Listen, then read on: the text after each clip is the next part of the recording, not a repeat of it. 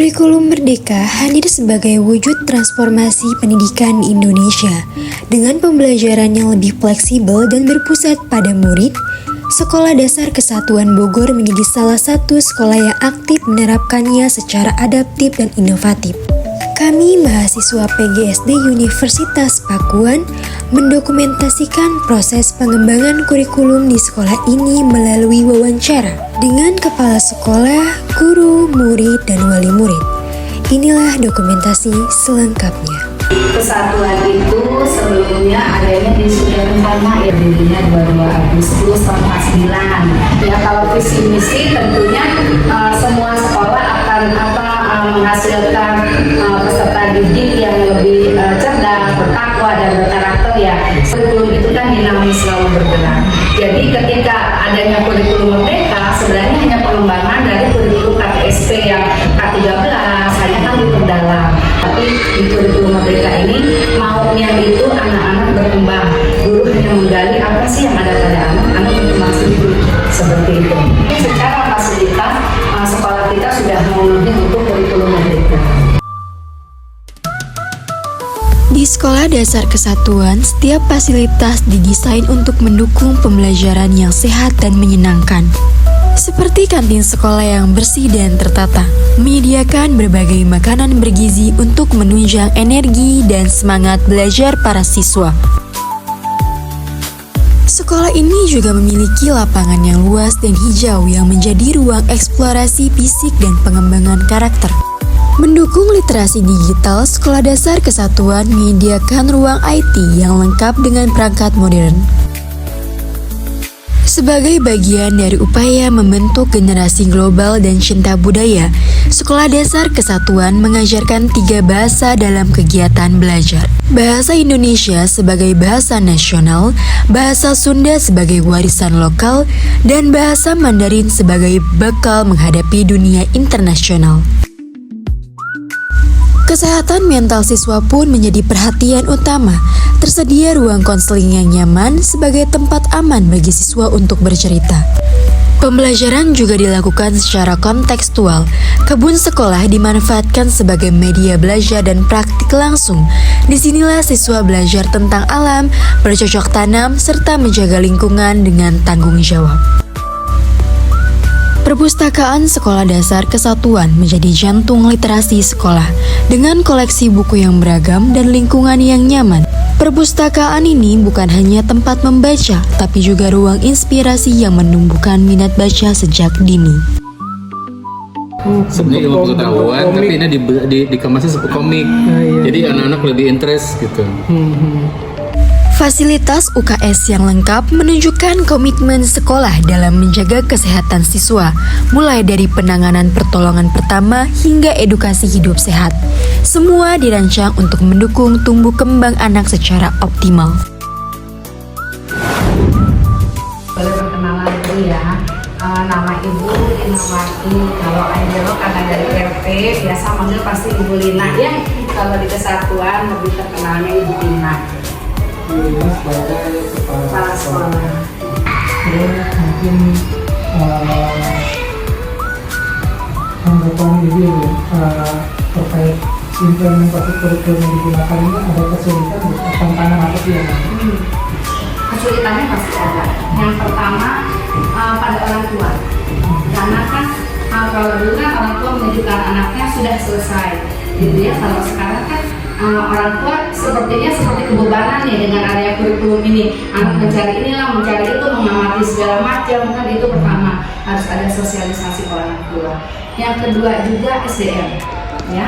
Guru-guru kita tidak semua siap untuk pindah ke kurikulum Merdeka, karena biasa yang setiap hari guru itu sebagai sumber pemberi ilmu kepada anak-anak. Sekarang beralih ya, guru harus lebih pintar dari anak-anak.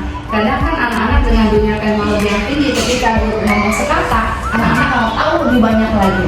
Ya, jadi gurunya kalah sama anaknya seperti itu. Nah, dari situlah tantangannya guru harus mau selalu belajar. Ya, entah itu belajar dari Google, dari mana aja, pokoknya guru harus selalu tiap hari itu diperbaharui. Kalau di sini kebetulan kita selalu ada parents meeting. Jadi yang diadakan ketika awal tahun pelajaran. Semua itu digunakan, kurikulum yang dipakai di sini apa, dipaparkan bagaimana kurikulum ini nanti akan diberikan kepada siswa, lalu orang tua harus bagaimana, itu selalu kami terangkan. Pertama itu tentu kan tadi kan kurikulum kan dilakukan secara dinamis ya Pak, sesuai dengan perkembangan zaman juga sesuai dengan perkembangan anak itu sendiri. Menurut Bapak, bagaimana sih tanggapan cara mengajar Bapak mulai dari kurikulum yang sebelumnya sampai yang sekarang itu bagaimana?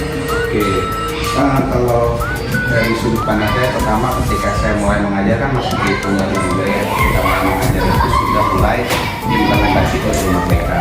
Artinya dari awal sampai sekarang itu masih menggunakan kurikulum merdeka. Kemudian ketika proses implementasi itu memang ada sedikit kebahagiaan lah dalam artian, karena dari sisi kurikulum merdeka kan membebaskan kepada sekolah untuk mengolah ataupun bagaimana si kurikulum itu diterapkan sesuai dengan kondisi yang ada di sekolah. Pendekatan anak-anak yang apa itu berbeda. Nah, dengan adanya kurikulum merdeka ini yang memang membebaskan kepada sekolah untuk mengembangkan kurikulumnya, kurikulum lokalnya. Nah, ini memang dari kita pun ada fleksibel ya, ada keleluasaan buat pendekatan kepada anak-anaknya. Namun di sisi lain, secara tantangannya tadi ketika ada pergeseran zaman, ada perubahan pendekatan tadi, otomatis dari gurunya sendiri pun tentu harus lebih banyak dan lebih cepat beradaptasi. Baik, jadi kan Bapak udah ngejelasin ya bagaimana sih tantangannya yang sudah Bapak sebutin tadi, mulai dari cara mengelola anaknya.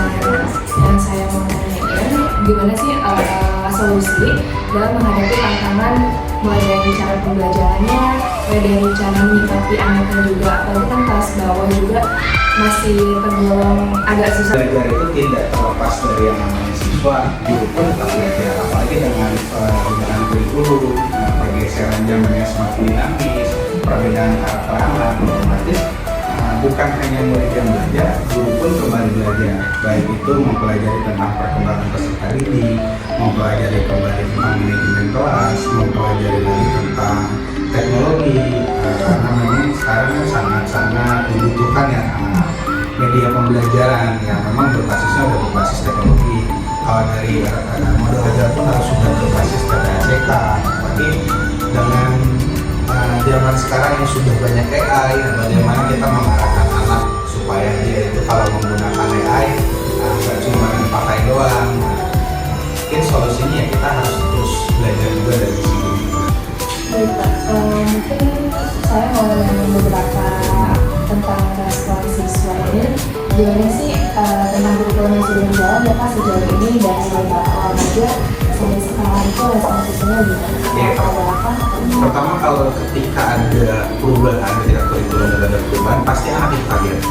Artinya ketika biasanya kita belajar itu di dalam kelas, kemudian kita sekarang belajar lebih banyak praktek juga, terus ada P5. Nah, anak-anak kan juga kaget, yang biasanya anak itu adalah datang ke sekolah, bawa buku, selesai. Tapi sekarang tiba-tiba anak harus bawa ini ya, perlengkapan, misalkan membawa karton, bawa tutup botol bekas, bawa kaleng bekas, segala macam. Pas datang ke sekolah, ini mau ngapain sih Pak bikin ini? Tujuannya buat apa sih Pak? Aku bawa barang banyak banget Pak, berat. Nah, anak awal-awalnya kaget. Namun ketika semakin seiring waktu berjalan, satu tahun berjalan, anak-anak yang tadinya udah terbiasa, jadi anak pun mengikuti.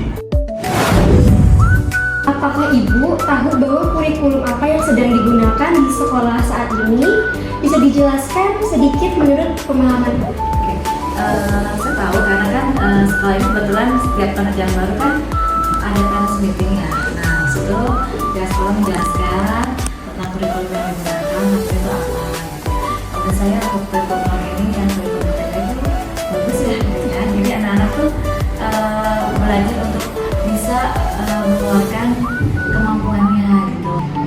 Setelah tadi Ibu jelaskan, berarti Ibu merasa cocok dengan kurikulum saat ini? Merasa cocok kan? Selanjutnya saya ingin bertanya, pemerintah itu kan sering sekali mengganti kurikulum.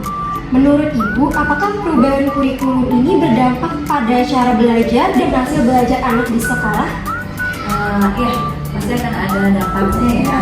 Tapi selama saya lihat sih, alhamdulillah dampaknya semakin baik ya, gitu kan. Jadi anak tuh saya udah nggak harus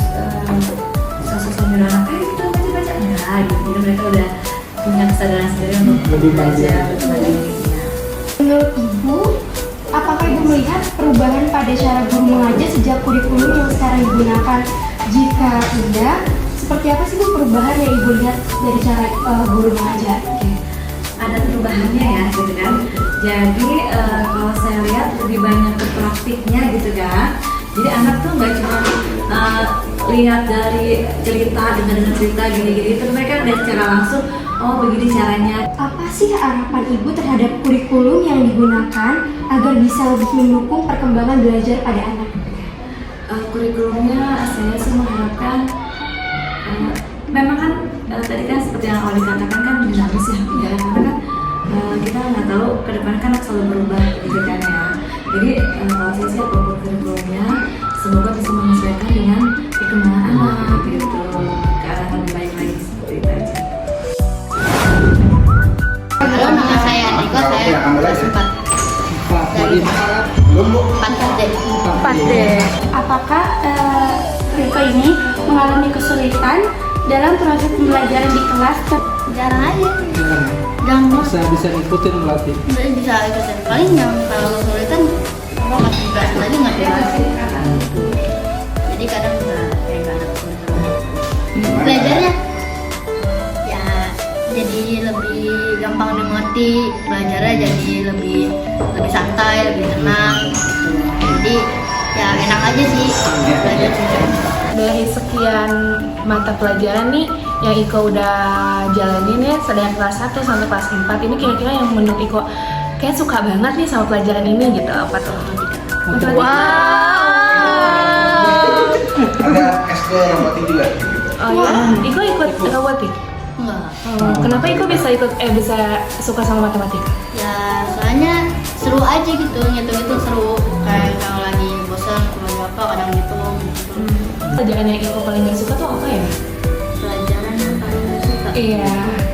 Ada sih, kayak Nggak ada? bisa semuanya bisa dimengerti sih. Oke. Tadi kan kata kamu kan kita tuh kan belajar nggak cuma di kelas ya, di luar kelas juga. Kadang di kebun, kadang di ruang TIK. Itu kamu tuh paling suka belajar di mana sih kok? Yang paling aku suka sih di ruang itu, ruang rapat. Ruang rapat. Kenapa ruang rapat? Karena ada videonya jadi gampang melihatnya, jadi makin bisa dimengerti. Aku mau tanya kan, Iko punya banyak teman nih di kelas nih ya kan? Kan kalau menurut Iko sendiri kan dari sudut pandang Iko kan, Iko merasa nggak terlalu keberatan.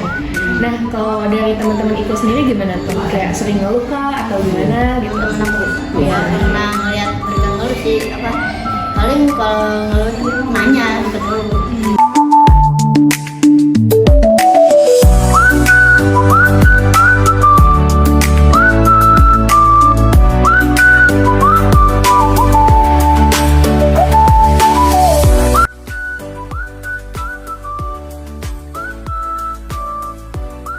Dengan semangat kurikulum merdeka, Sekolah Dasar Kesatuan Bogor terus berinovasi demi menciptakan pendidikan yang bermakna.